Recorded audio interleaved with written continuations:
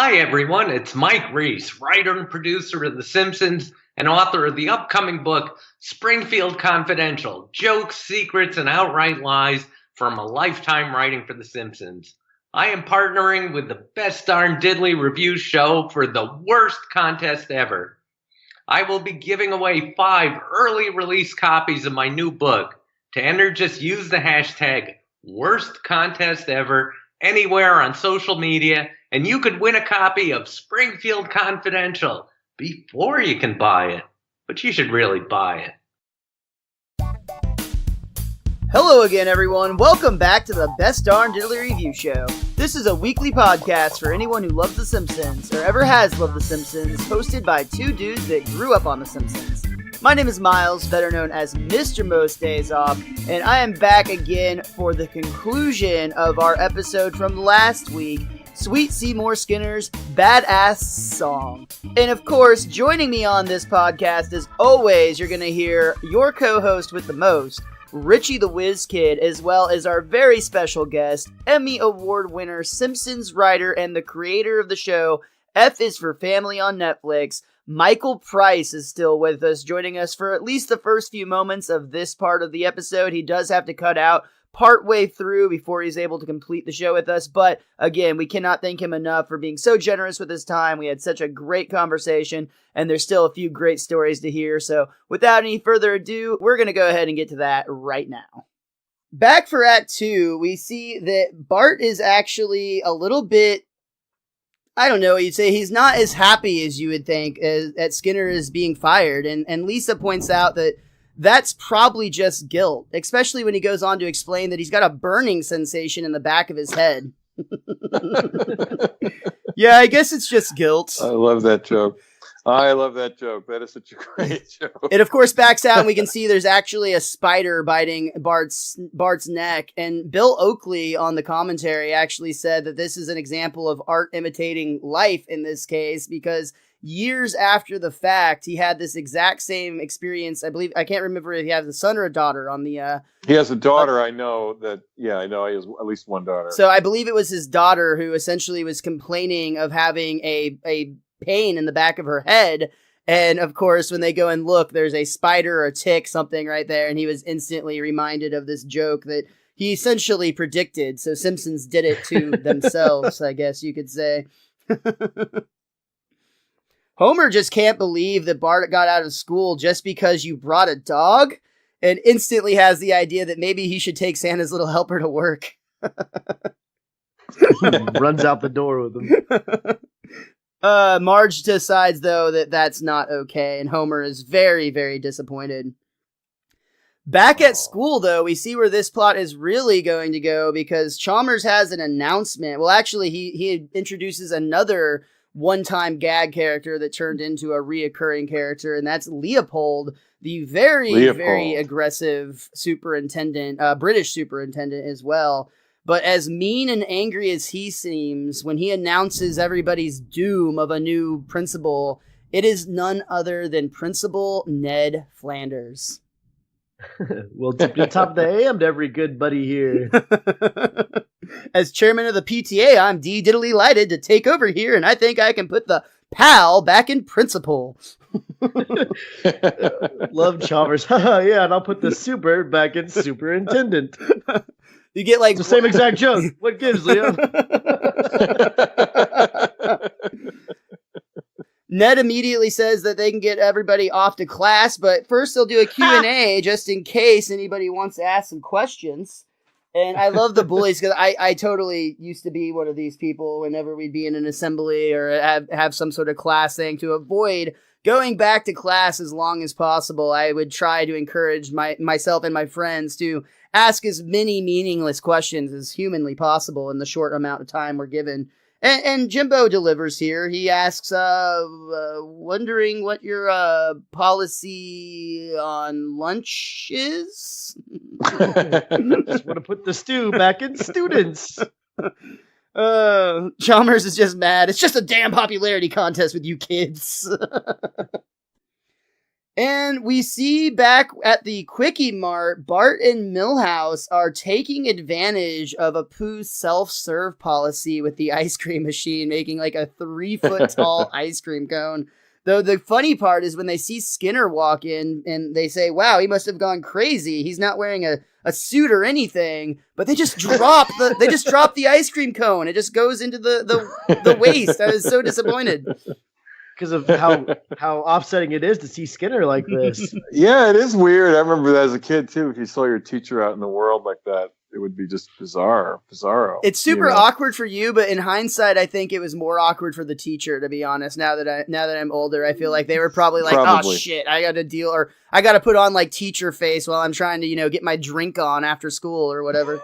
Well, but this is what gets into the really great part of the episode, I think, which is like the other side of the Skinner-Bart relationship and actually getting to see them like as friends instead of enemies. And I think that's where the real heart for the episode lies.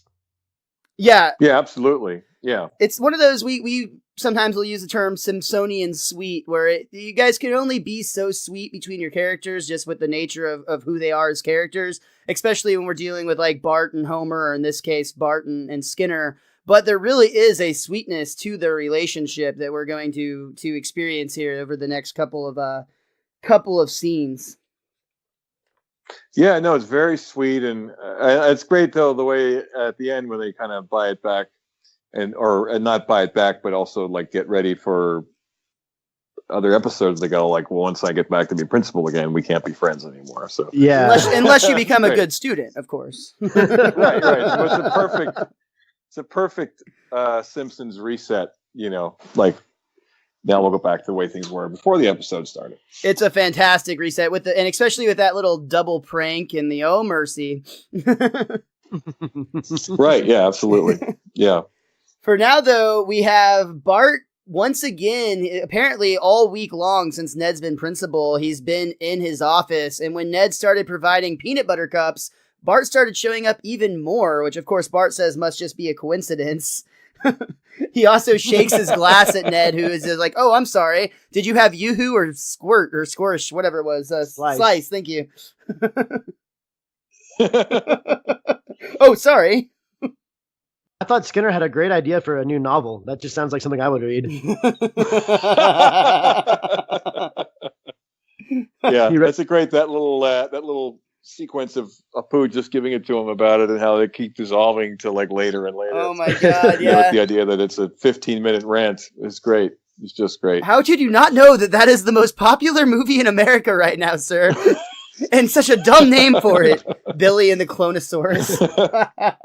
It's better than Jurassic Park. Again, on the commentary for the last few episodes, they've talked about how at this time it's summer of 94, so Jurassic Park is essentially the biggest thing on the planet right now. So there's been a couple of small references in a lot of the last few seasons, but I have to assume that's because literally, especially living in California, you guys have probably, or the writers of this episode were probably just beaten left and right with billboards and adverts. And, oh my God. And everything in their life was probably Jurassic Park this and Jurassic Park that. So it'd be impossible not to have a little bit of reference slip in there. That's right. We do see Skinner and Bart meet up again at the laundromat, and there's this really, I don't know how to describe it. It's funny, but it's just funny because it's Skinner. But he's trying to decide which laundry detergent he's going to use for the day. And he's going through the list of Tide, Cheer, Bold, Biz, Fab, All. Maybe he's picking which one to eat. Oh. Yeah, Tide. He's ahead of his time. I believe I'll do Bold today. That's right. Served with a nice Chianti. That's a very Skinner moment for sure, though. It's like you were saying earlier, Mike. Great. That wouldn't have worked with any other character, I don't think. No, it's perfect. Yeah. And Harry just does a great read of all those things. It's just great. I think it was equally Skinner to have this next sequence where he actually has his underwear stolen by the bullies. And at first he's just like, oh, no problem. I can replace those. And he opens his wallet and is like, oh, no, I can't. I really needed those. Yeah, no, it's great. Poor guy. It's great. He's so sad. He's so sad. And this is one of the ones too. I know the guys remarked on it in the commentary where Skinner's mom is really nice to him. So, Yeah. you know, this is the nicest I've ever seen her be to him ever. And she's pretty awful to him now these days, the way we write her. She does get really mean. Yeah, I know. She's gotten pretty mean, you know.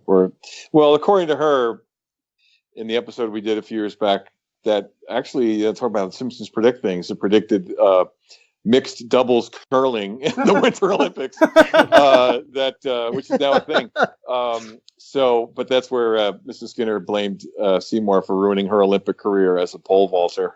Oh my goodness! Because she was pregnant with him, and he kicked his fetus inside her belly, kicked the pole over the thing over. But anyway, guys. On that note, I have to get back to work here. We're working on. Back to work on the show. Oh, well, thank you so much for coming and spending some time with us today, Mike. We always have a great time chatting with you about The Simpsons and F is for Family and all the cool things you're working on out there. So thank you so much for your time. And one more time before you go, please tell everybody where they can find you and follow the writer's room of F is for Family and do all your plugs, brother. Sure. All right. Plug time. My personal Twitter is all one word, Mike Price in LA on Twitter. And then F is for Family news and photographs you'll find at FIFF Netflix. It's called the Fifth Writers account. Yeah, there you have it. Very cool. Season 3 coming out end of this year. If you haven't already, check out F is for Family. Both season 1 and 2 are currently available on Netflix. And like you said, season 3 will be coming out either at the end of the year or early next. And we will keep you posted on that here on this show. And hopefully we'll have Michael back on the show again down the road to talk a little bit more about that. Yeah, I'll come on.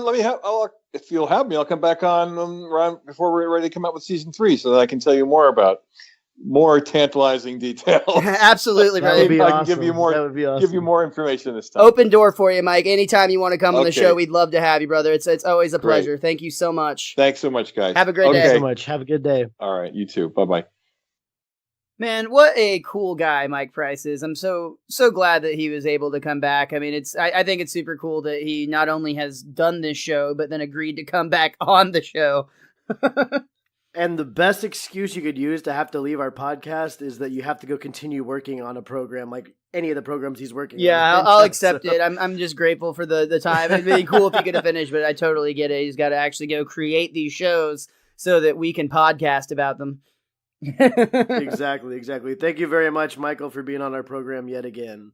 And good luck with everything you've got going on going forward. And of course, he said, the dude said if we'll have him. Like, honestly, yes. yes. We'll see if we can Yeah, fit of you course. in, Yeah, Mr. I'll do my Price, best to try to make some room in the schedule. in the schedule. So let's go ahead and dive back into our episode. Skinner just had his underpants stolen by the bullies. He can't afford a new pair. And Bart, I think, does feel a little bit guilty in this moment, even though that still could just be residual spider bite. I'm not certain. But was that a brown recluse? no, it was not. Those things are nasty.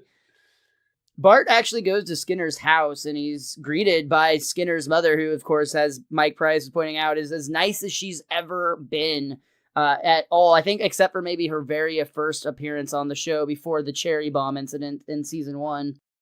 Yeah, like we had the Bart's Inner Child episode during this season where like Skinner's violently acting out against the ragdoll of Agnes, so we already know their relationship's strained.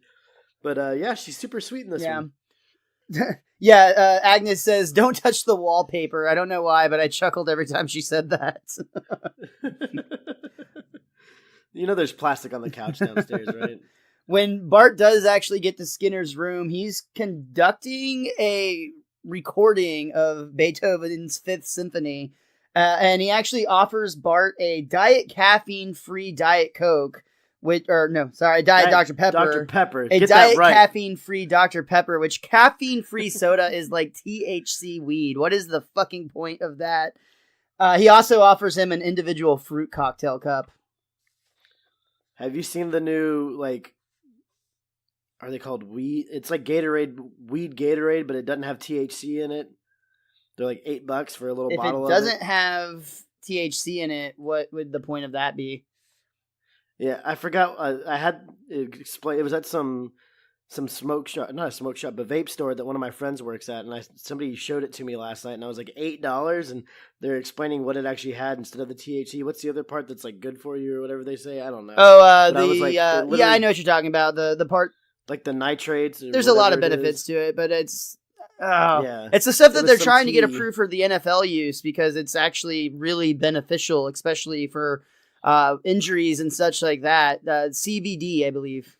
Yes, yeah, it was. But it was like I think it was called like weed tea or something like that. I don't know, but I thought I would be testing somebody right after they drank that every single time. Yeah, fucking legalize it already. It's bound to happen eventually, but it's a whole different podcast. For now, Bart decides he'll take a... Is it, Miles? It is. it? Well, we know where this podcast stands.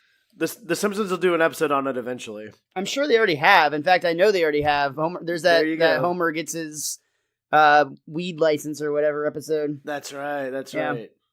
Probably before South Park did it. I'm not sure on He that. smokes too hard and then ends up seeing Randy bouncing on his giant balls. And it's like a cross-universe show thing. He sells him a wheelbarrow. Dude, how fun would it be to see Homer and Randy Marsh party together? They Not if even they party, were going to just go do to a the bar crossover together. episode, I know they did it for Futurama and Family Guy, and I understand that they're on different networks, but a South Park Simpsons visual crossover would be incredible. Just even if it was a one-off project that had no canonical meaning to Bart either and show. Cartman? Oh my god, that'd be so much fun. Sorry, we're getting really off topic. Wow. We really do need Michael to come back to keep us on track. Who cares? Most of our listeners have probably tuned out now that he left anyway. No, they haven't. We're going to stay cocky. That's right. You heard it here first. We came up with the Simpsons South Park crossover. Yes. Send all checks and royalty I'm fees to us. certain we're the first people who ever had that idea. I'm going to claim it. So, when Bart's looking around Skinner's room, he comes across a photograph of Skinner where he's dressed in his old military clothing. He's actually in Vietnam, and he tells Bart so. Was this picture taken before or after he decided to take over the identity? Because I didn't see the real Seymour Skinner in the picture at all.